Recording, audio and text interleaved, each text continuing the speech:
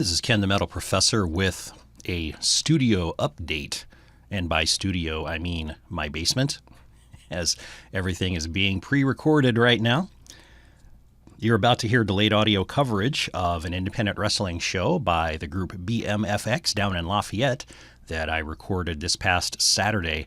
During the show, I had a couple of instances of senior moments where either I did not understand the name of a wrestler as they were introduced. The room is big. There were fans going, reverb, so at times it was hard to understand what the ring announcer was saying.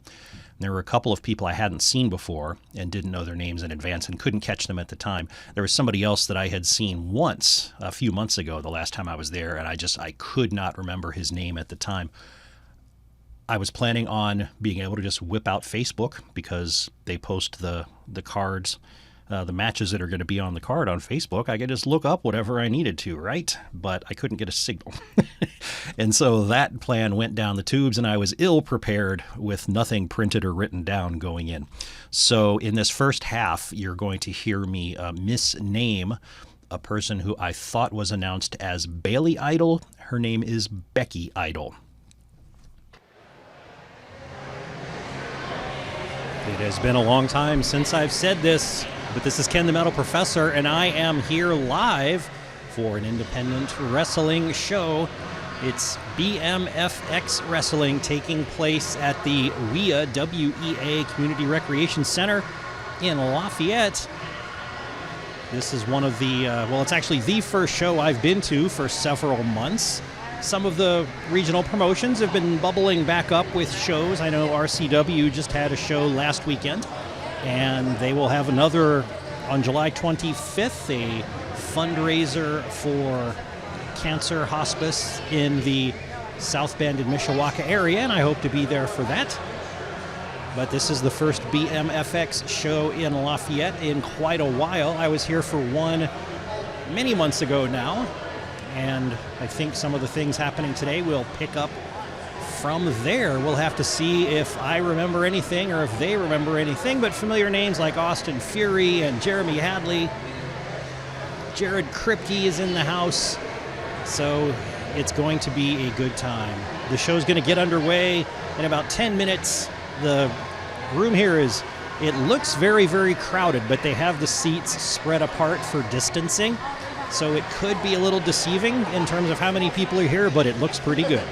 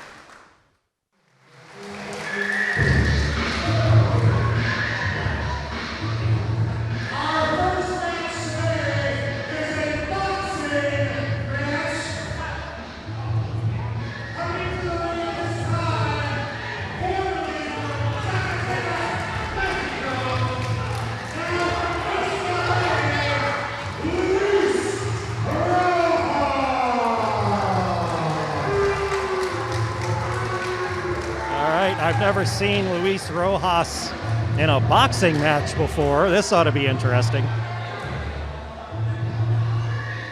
I am talking through my mask. I hope it sounds all right. This building is really filled in, so I don't know that I'll be taking off my mask to do any speaking.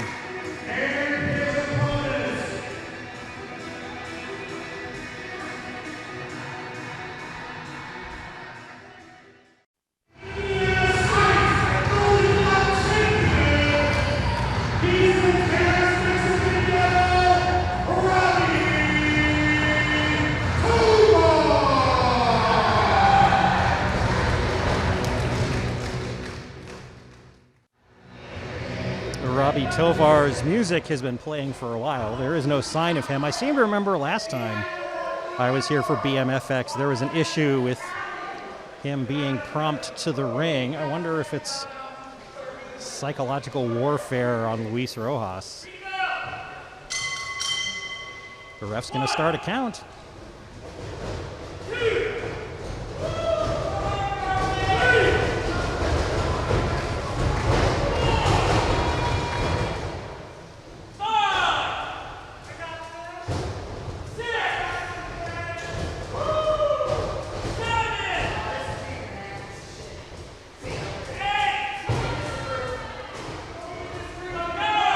Watching to see if he pulls a cane and pops up from the ring. Nope. The easiest boxing match that Luis Rojas has ever won.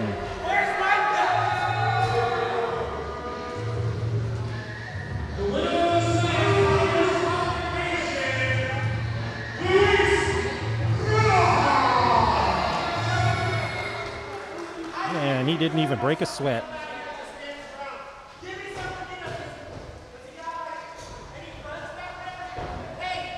Luis Rojas is still demanding somebody to beat up, though.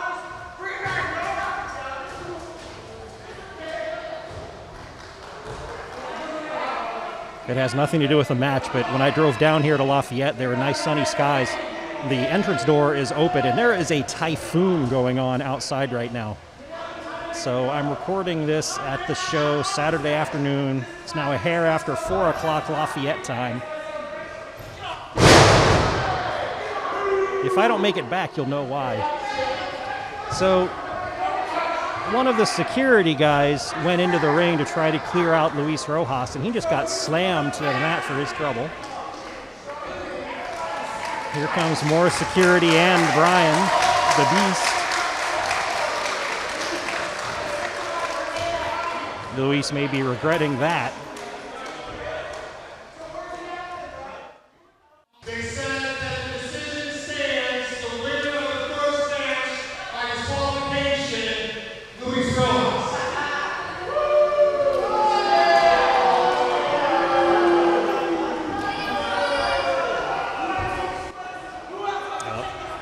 Luis Rojas just hit the Beast. That was a mistake.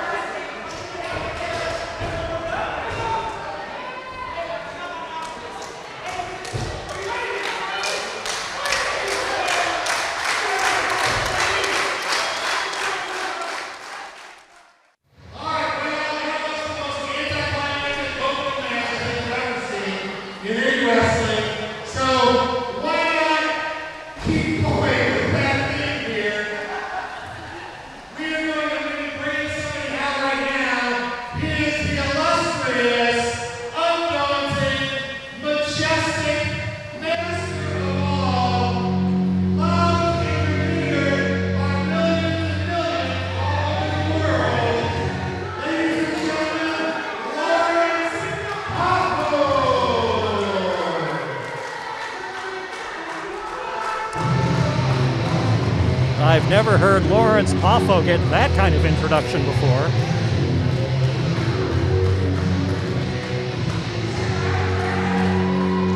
It's been a few months since I've seen him. He's now sporting a beard. Looks pretty nice. He's got the Lemmy look going on. Long hair, thin beard, dark sunglasses. Doesn't have a bass guitar, though.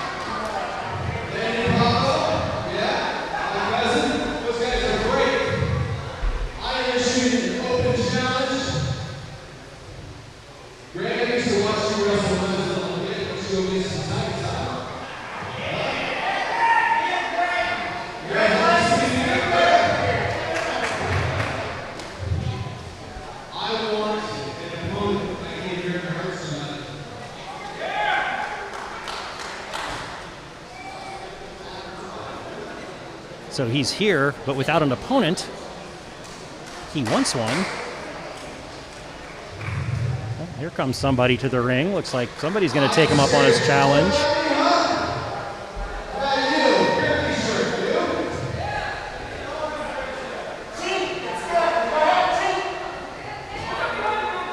And she has snuck up behind him. I don't know who it is.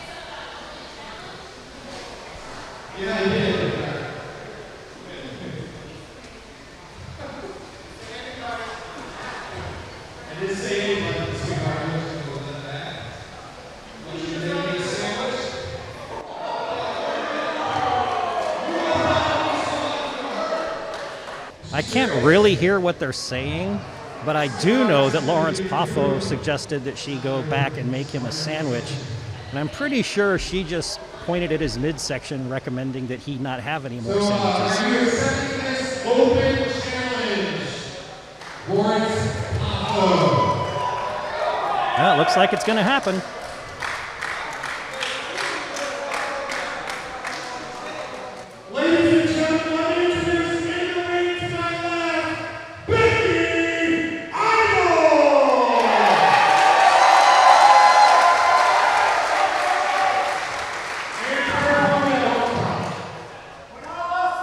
I believe I caught Bailey Idol as her name. There's the ring bell.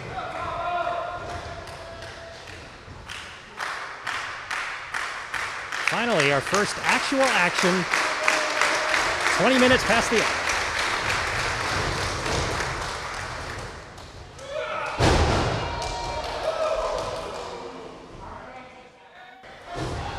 So far, Bailey Idol's been trying her best, but coming up short. Now, on his part, Lawrence Poffo is not exactly playing it clean. There's been some hair pulling and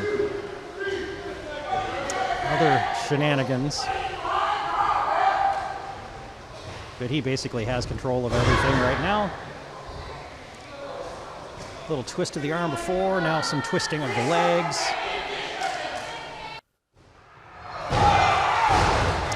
Well, Lawrence Poffo is getting a little greedy and a little cocky. Went for a fourth elbow drop and missed. And now Bailey has rolled him up for a count of two twice in a row.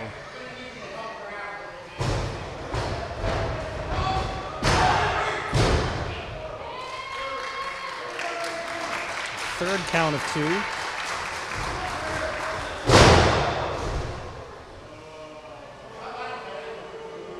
And he just hit her with a jawbreaker. You could hear the crowd react unpleasantly to that.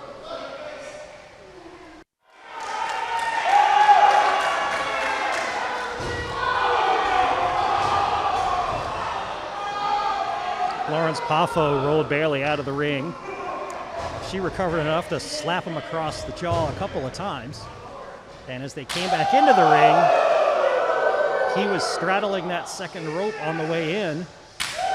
She was already in the ring, and she kicked that rope up into a delicate situation a couple of times. The crowd was happy about that. Now they're trading knife-edge chops in a corner.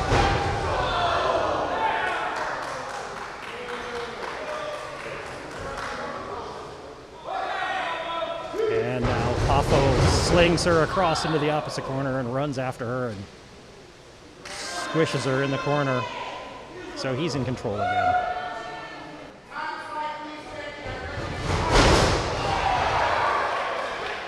He came in for it again, but Bailey got him with a drop toe hold, and he hit the turnbuckle.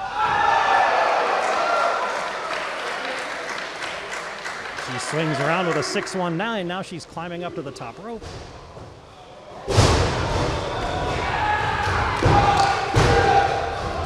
Oh, a somersault flip almost got him into a 3 count. But not.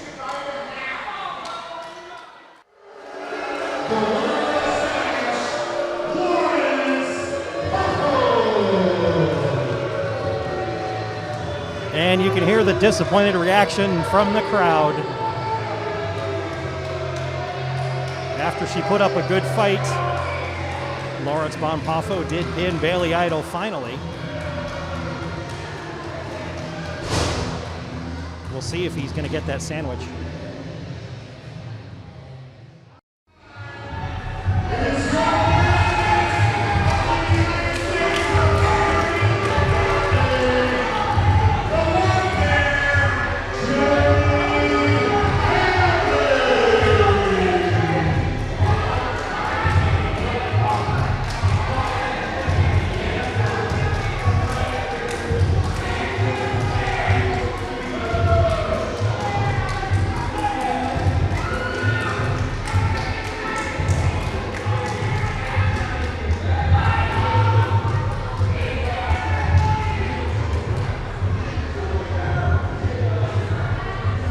Jeremy Hadley's come to the ring. Luis Rojas is his ring man.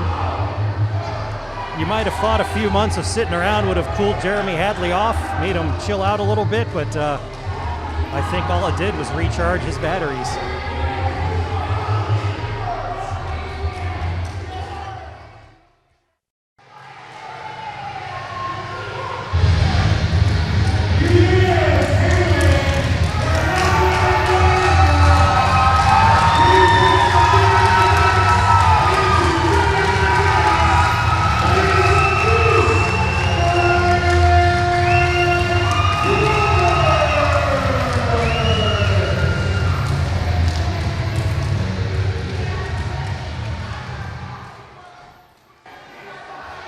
Hadley's opponent will be the Beast, Brian Roberts.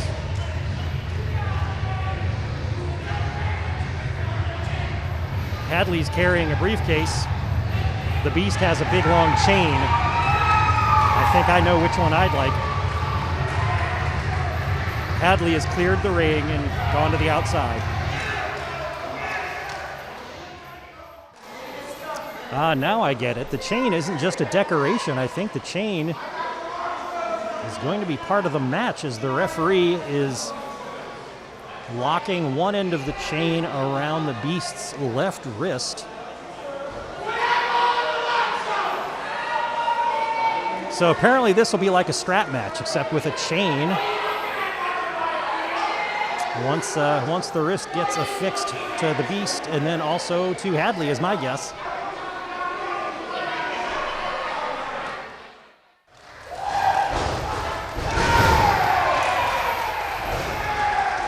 So the chain is now around both men's wrists.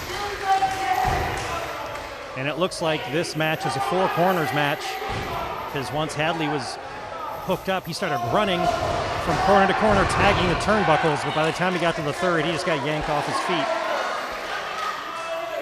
Now Luis Rojas on the outside of the ring looks awfully excited about everything that's going on, but of course he's not the one in the ring with the chain on his wrist.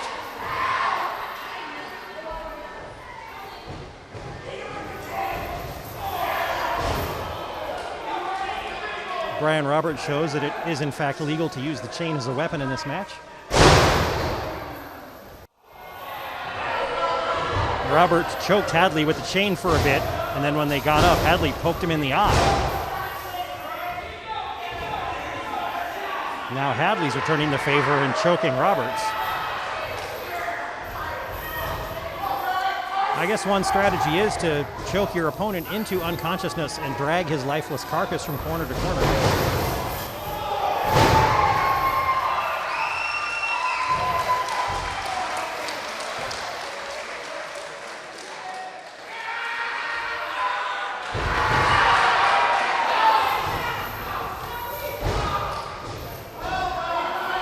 Hadley was laying on his back in the ring.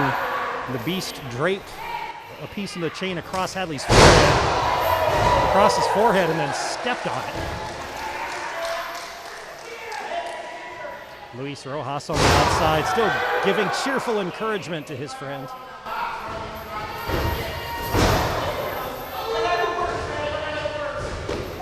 Oh, Hadley tags one corner, tags two corners, tags a third corner, and gets clotheslined. And it's not cumulative. You got to start all over if you don't get four in a row.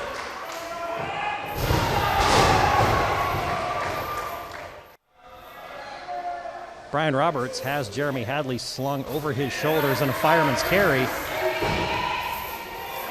And he's tagging the corner turnbuckles, but every time as they leave the turnbuckle, Jeremy Hadley sneakily tags the turnbuckle too. So they are both up to 3, and Hadley just tagged the 4th one while Roberts was distracted.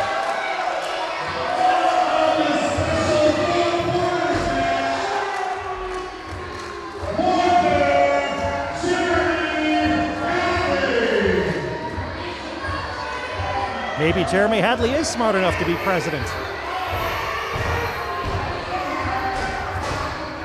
The flaw in what he's done, though, is that he still has to stay near Brian Roberts until the ref unlocks the chain. The ref is not in the ring, so Roberts gets to have a little fun.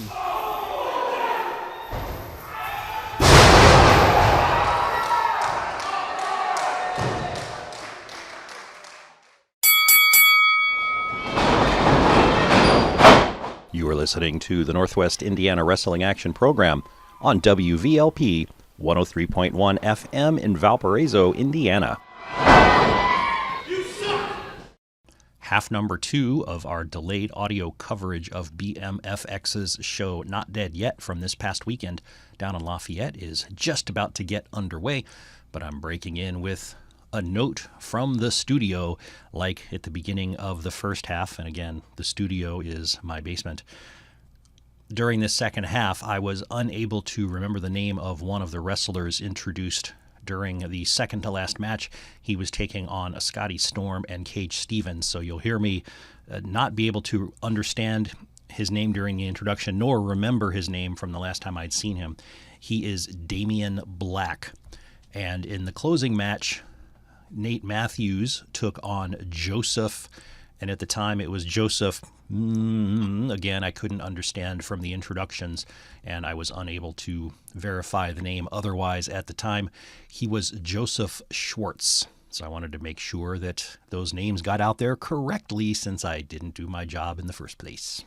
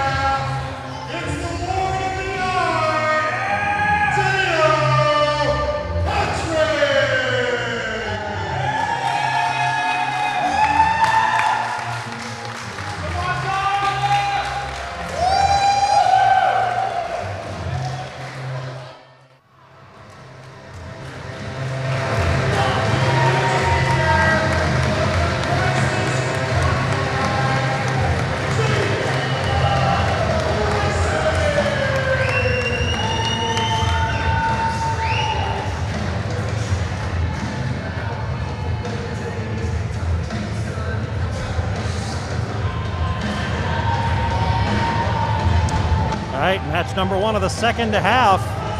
Dale Patrick versus Jamie Crisis.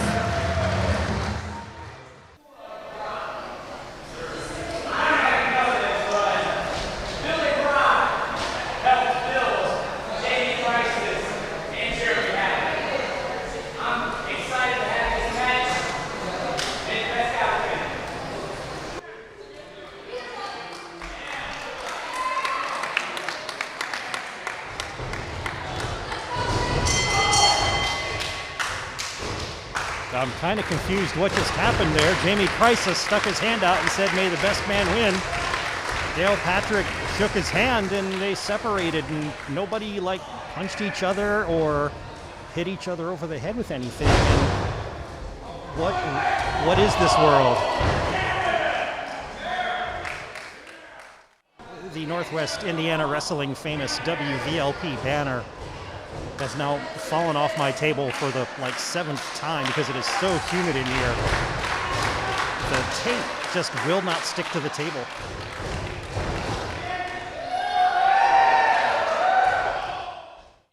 Yeah, someone's always the first to break. It's been a fun match so far with lots of near falls. Pretty even matchup.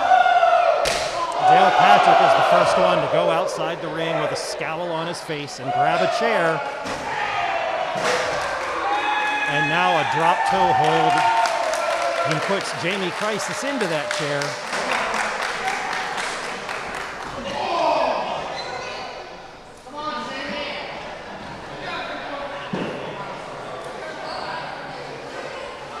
Now Jamie Crisis on the other side of the ring. What did he just pick up?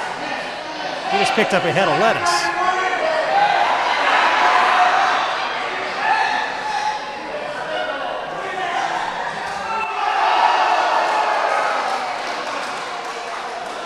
That head of lettuce just went into the forehead of Dale Patrick and then all over the place.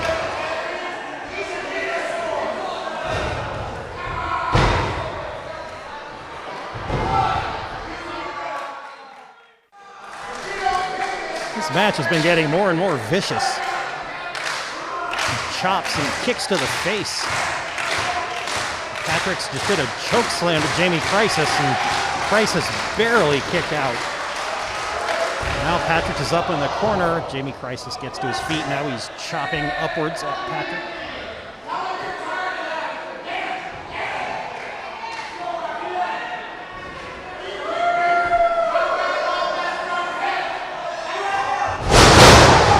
There's a Frankensteiner by Crisis off of that top rope.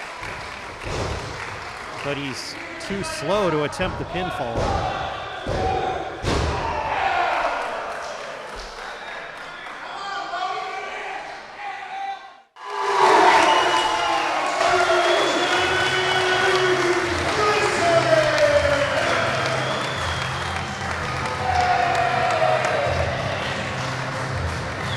Missed the very end there, but Jamie Crisis got the pinfall.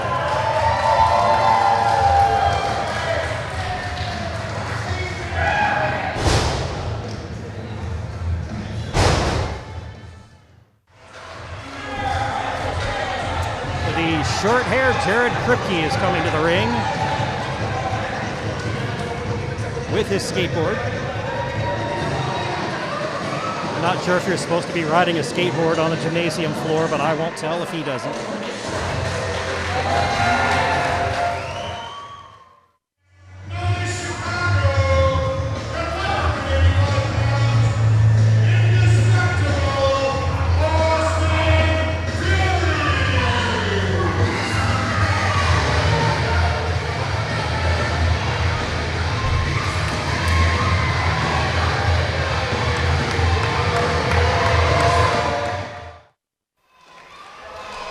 We've just been told this is a best 2 out of 3 falls match between Jared Kripke and Austin Fury.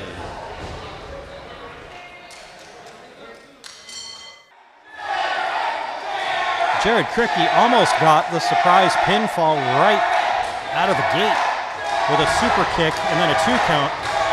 Somehow Austin Fury turned things around and he got a backslide into a 3 count. Which surprised everybody, I think including him. But he's up 1-0.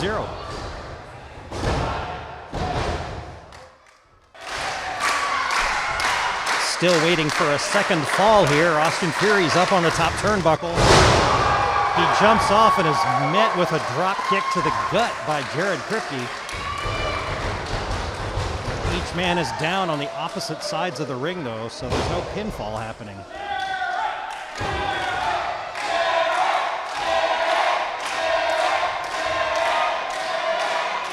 I think you can tell who the crowd wants to win. Austin Fury is playing possum in the corner, acting like there's something wrong with him, until Jared Kripke gets close enough for Fury to yank him into the turnbuckle.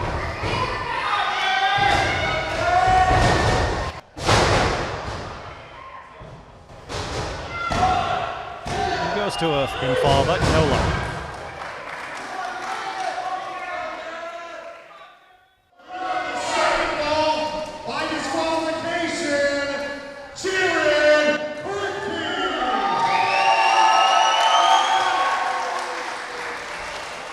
Austin Fury just found out that one way to lose a fall is to kick your opponent in the groin right in front of the ref. This next fall will determine the winner. So it is tied 1 fall apiece, but I know who's at a disadvantage right now.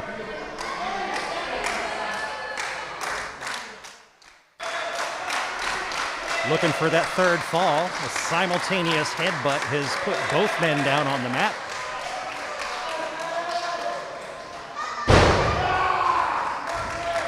Kripke is the first to his feet, and he goes on the attack in the corner.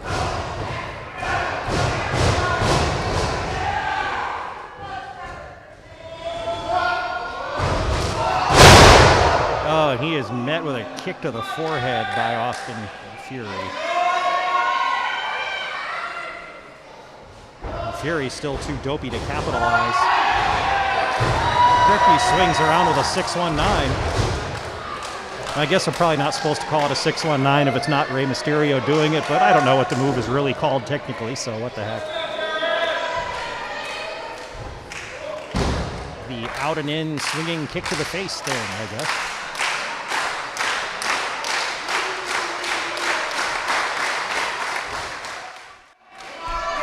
Fury just hit Kripke with a suplex off of the top rope. The entire ring may have shifted a couple of feet off of that one.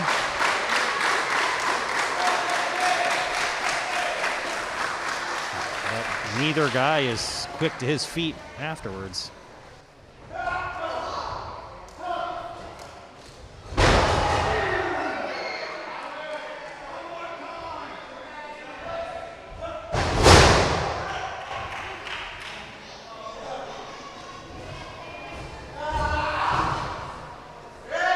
Kripke with a stunner, and then he's rolled Fury over into a sharpshooter.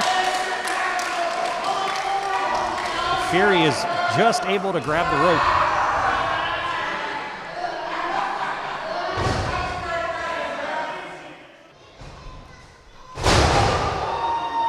He just got close to a third fall.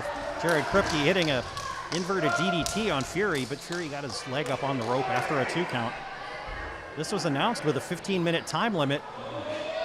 We've got to be pushing that soon.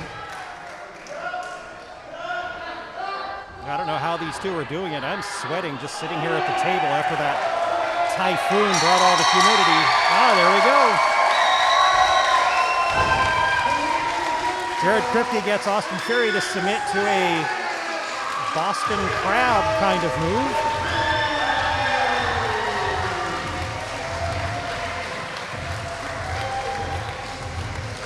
The crowd is happy.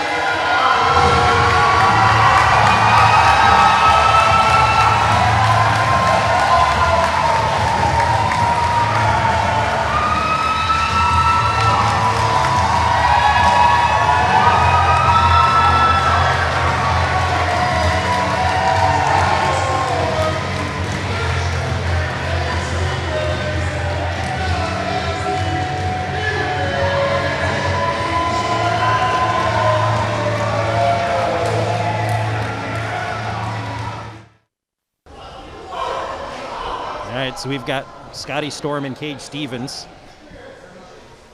in a handicap match. They are providing the handicap. It's 2 of them against their opponent. This is a result of a kerfluffle that took place at the last show I was at here.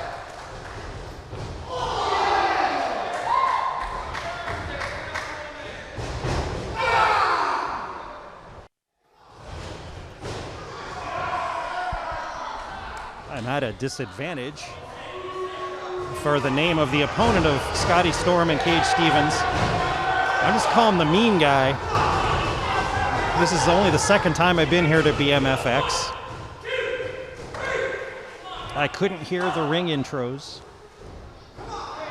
And there's no cellular or wireless connection I can get here to look up the match card from the BMFX Facebook page. So right now, I've got a blank.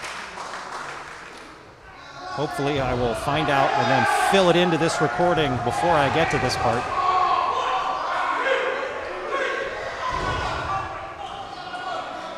But he was just carrying Cage Stevens around and using him as a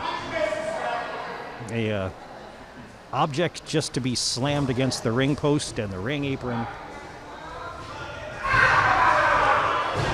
Right now, just raking the back of Cage Stevens.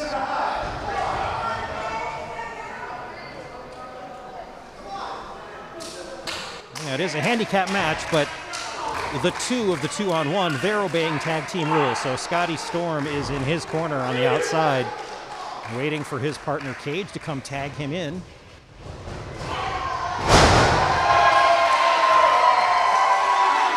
He may be able to do that soon, as he just kicked down the mean guy to the mat. Oh, and he tries to leap over him, but doesn't quite make it.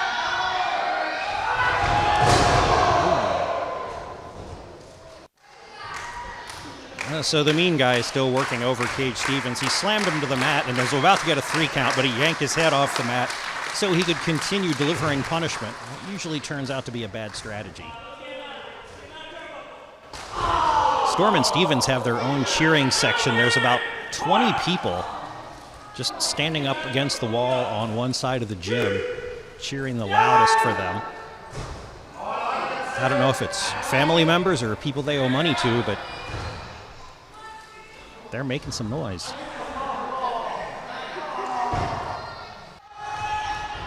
Scotty Storm has finally gotten the tag in. And he's pissed. Big clothesline on the mean guy. But then he just gets swatted away, basically.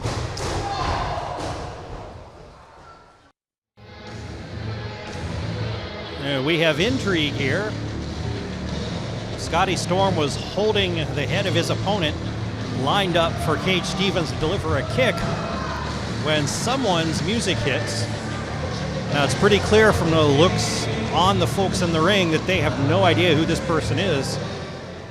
But somebody with a mask on has come out towards ringside. Scotty Storm has chased him backstage, leaving his partner Cage Stevens alone in the ring with an irate opponent.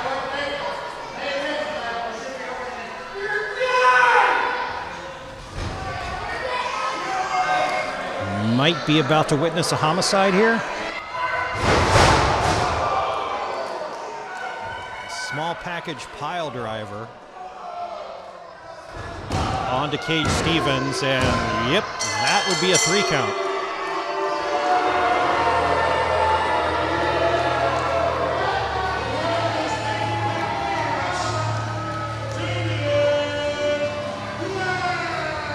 Damian Black, that was his name. Now that I've heard it, I'm like, oh, of course. Because when I was here last time and I heard his name, I thought it was a cool name, and then I forgot it. And then I knew, well, if I need to know anybody's names, I'll just, pull up the Facebook post that had the entire card listed. But when you can't get service, you can't do that. So Damian now has Cage Stevens in the ring with a steel chair. Scotty Storm is nowhere to be found. We don't know who the mystery man in a mask was. Here he comes. Storm runs off Black before Black could deliver another small package pile driver, but this time onto a chair.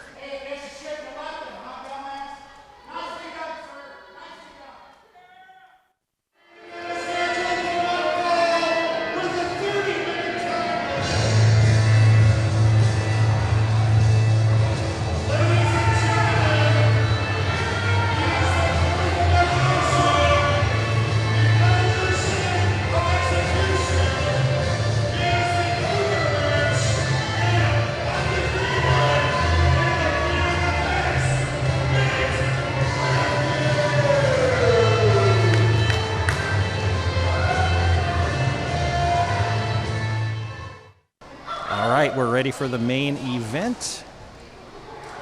Ladies and gentlemen, you do hear that? Nate Matthews is undefeated at this time.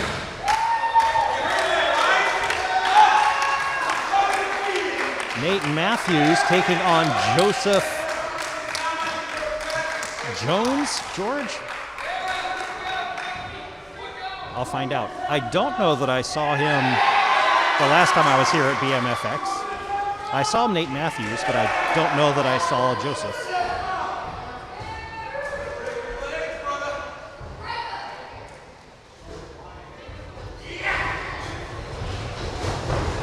Nate Matthews is apparently undefeated. He's made a big deal of that during his entrance to the ring and during the introductions.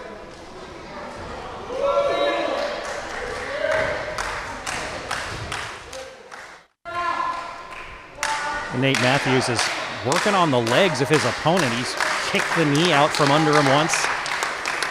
Now he's got... Last time he watched...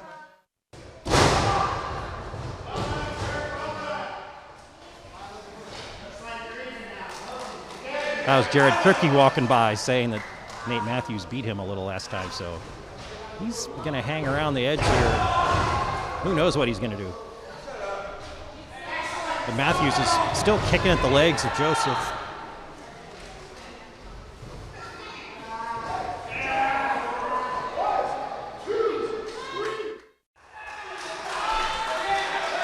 Matthews with a nice side Russian leg sweep. Got a 2 count out of it, but no more.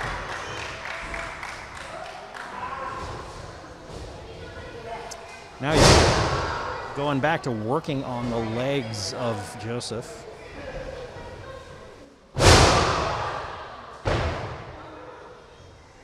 He's holding that left leg down on the mat and dropping his knees on it. Now he's turning him over into a single leg Boston Crab.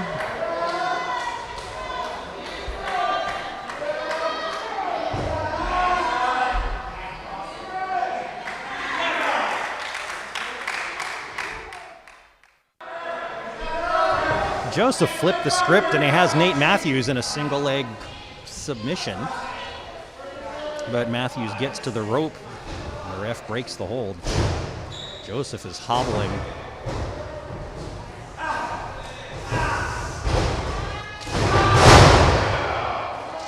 Matthews takes his leg out from behind yet again.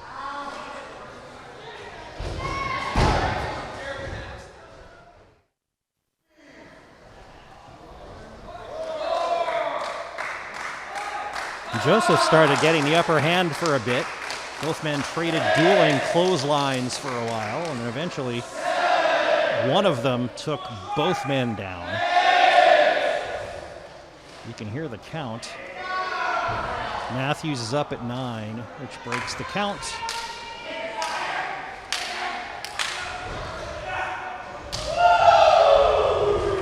And now it's a slugfest.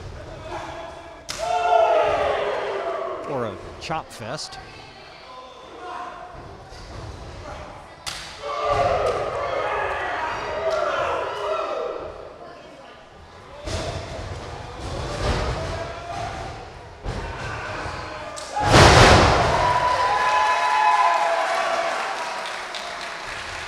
Matthews whipped Joseph into the ropes and bent down for a body drop. Joseph switched up directions and came at him from the side with a kick to the head.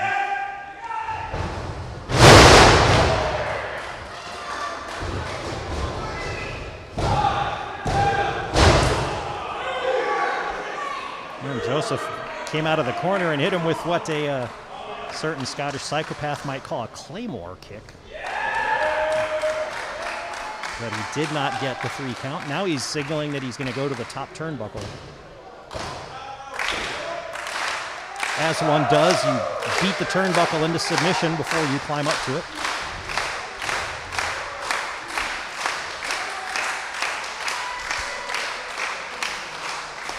There he goes.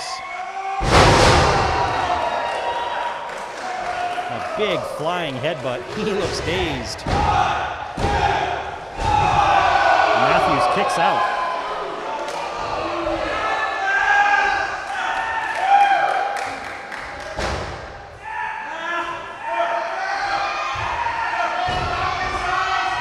Joseph immediately put Matthews in a submission hold, where he's got Matthews' leg wrapped up and around his head. Matthews kicks out of it.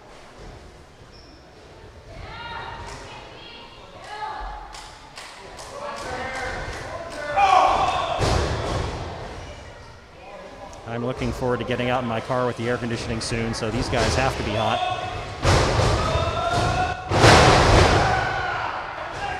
Matthews goes back to what he started with, which is kicking out the legs of Joseph.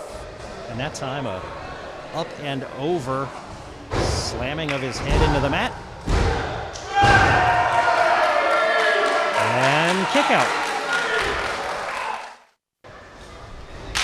Just had another instant where both men were down and out.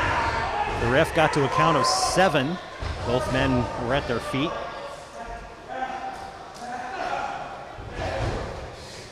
Now they're both sort of tangled up in the ring. Joseph delivers a standing kick to the side of the head. One of the nice folks at BMFX just walked by and gave me a bottle of ice water. That's going to feel really good tonight.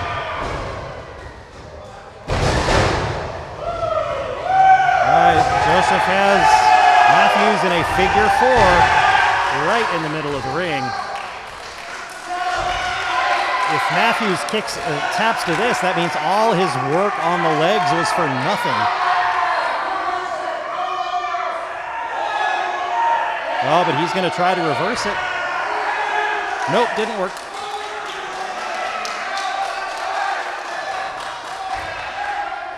And he's trying the other side. Oh, and he got to the ropes. So maybe all that work on the legs did pay off. Ah, but Joseph just rolls him right back off the ropes like an alligator.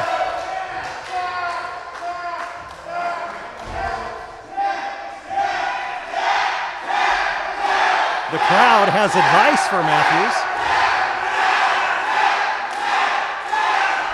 Oh, Matthews sits up and rakes the eyes of Joseph. And the figure 4 gets broken up. Joseph was going for a body splash in the corner. Matthews moved and Joseph clobbered the ref instead, so now the ref is down. I can't see what's happening because somebody is filming by standing right in front of me.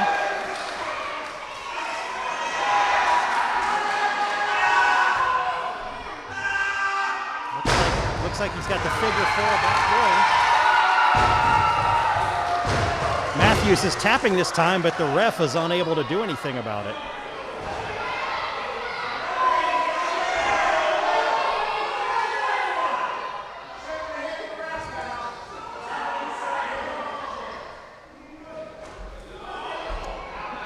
Matthews has gone out of the ring. He's coming back with a chair.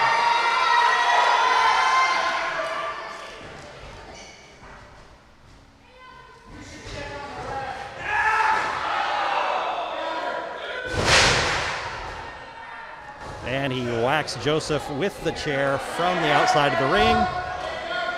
The referee is starting to come to, and we know how this goes.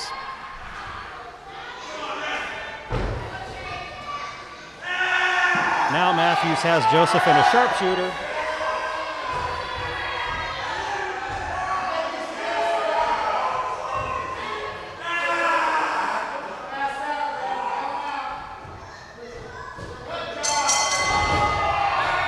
And the ref calls for the bell, but I don't know that I saw a clear signal of submission.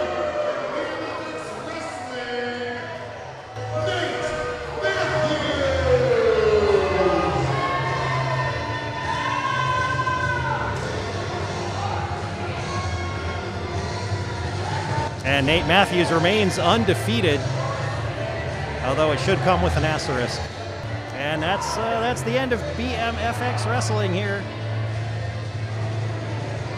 for Saturday, July 11th. You've been listening to this semi-live, pre-recorded wrestling action delayed audio coverage of BMFX Not Dead Yet from the WEA Community Center in Lafayette, Indiana. Saturday, July 11th. Jared Kripke is out there giving Matthews a little bit of guff.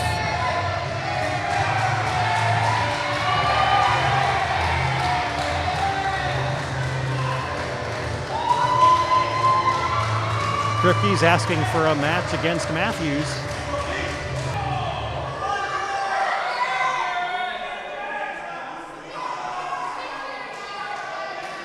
Matthews doesn't directly accept, but he did shove Kripke. And now they're going to have to get pulled apart. If this was television, this is where we'd go to the credits, so we'll say bye-bye.